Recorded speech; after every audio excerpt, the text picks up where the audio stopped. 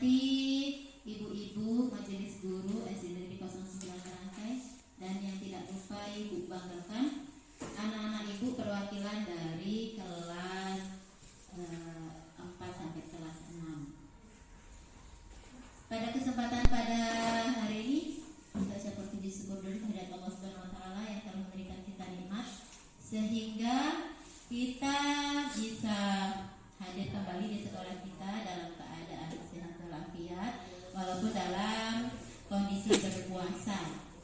Kedua kalinya salawat dan salam adalah senantiasa kita hadiahkan kepada beliau Nabi Muhammad SAW dengan ucapan Allahumma sholli ala sayyidina Muhammad wa ala ali sayyidina Muhammad. Mudah-mudahan kelak kita mendapat syafaat dari beliau. Amin.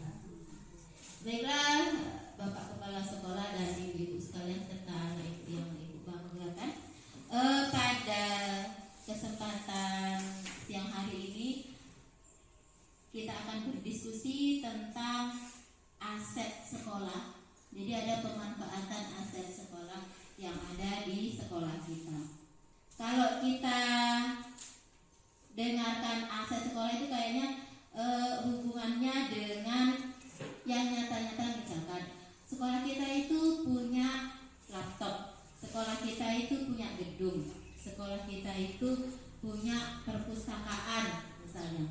Ternyata aset kita itu bukan cuma yang nampak-nampak saja seperti laptop, gedung, buku-buku. Nah, bukan itu saja.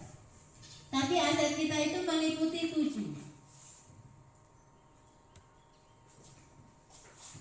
Ada 7 aset yang kita miliki di sekolah kita. Yang pertama yaitu aset sumber daya manusia. Semua bisa IT, bisa mengerjakan semua yang seharusnya dikerjakan. Ternyata tidak. Jadi masing-masing kita itu punya modal. Kita itu punya modal di masing-masing guru maupun siswa. Misalkan Bu Anita, dia itu punya asetnya itu basicnya di IT misalkan gitu. Jadi satu di IT. Kemudian misalkan Bu Wagiem itu dia tuh terampil dalam membuat desain, misalkan keterampilan siswa membuat sesuatu, membuat bunga dari barang-barang bekas atau yang lainnya. Kemudian misalkan Bu Samaria, dia punya keterampilan tersendiri di dirinya Bu Samaria. Bu Siti pun begitu juga, ahlinya di bidang olahraga gitu. Jadi yang aset-aset seperti ini sepertinya yang belum kita munculkan. Itu. Jadi kalau misalkan kita tahu Bu Wagiem ini ada nilai lebihnya itu di keterampilan. Nanti kita jadikan ibu itu sebagai narasumber. Nah itu kan aset kita. Nah, seperti itu seterusnya. Nah kemudian ada agama dan budaya. Agama dan budaya kita di sekolah kita ini ada 2 agama. Ada budayanya juga dari agama tersebut. Jadi dari sini itu menjadikan aset kita juga. Selanjutnya sumber daya alam. Jadi sumber daya alam ini bukan yang ada di sekolah kita, termasuk di lingkungan sebelah itu merupakan aset kita juga. Di samping kita itu ada sekolah PAUD, kemudian ada puskesmas.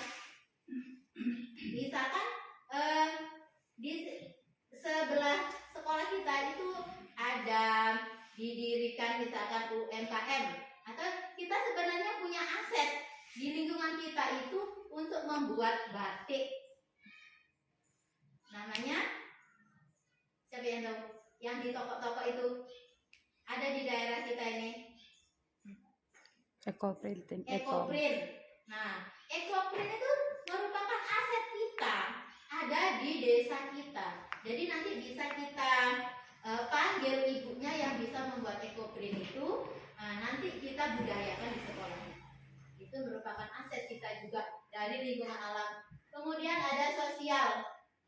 Kita bersosial masing-masing kita dengan lingkungan sekitarnya juga, di antara kita juga saling berkolaborasi, bekerja sama, itu merupakan juga aset sosial. yang bisa kita kembangkan untuk kemajuan sekolah kita.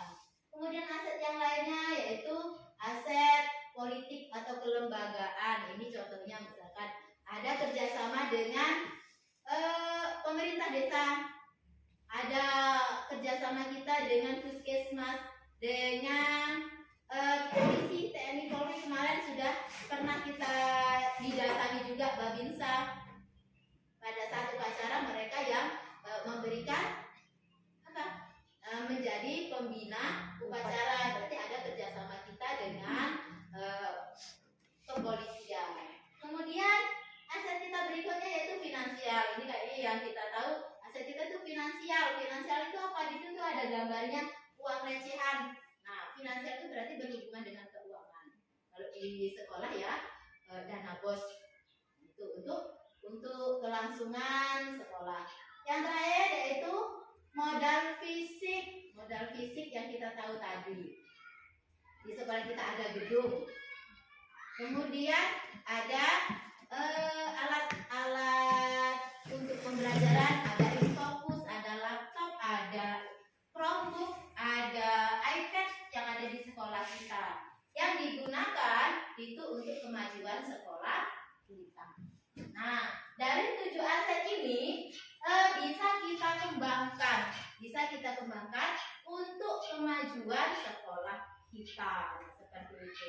Jadi untuk hari ini kita akan mengadakan musyawarah, kira-kira apa sih yang bisa kita tonjolkan, yang bisa kita kembangkan untuk program selanjutnya untuk memanfaatkan aset kita ini. Kemarin sudah diawali dengan menggunakan IT pada saat ujian semester kelas 6. Nah, itu salah satu pemanfaatan Chromebook, aset dari aset fisik yang ada di sekolah kita. Gimana untuk selanjutnya? Apa program kita dari 7 ini, mana yang mau kita kembangkan kira-kira?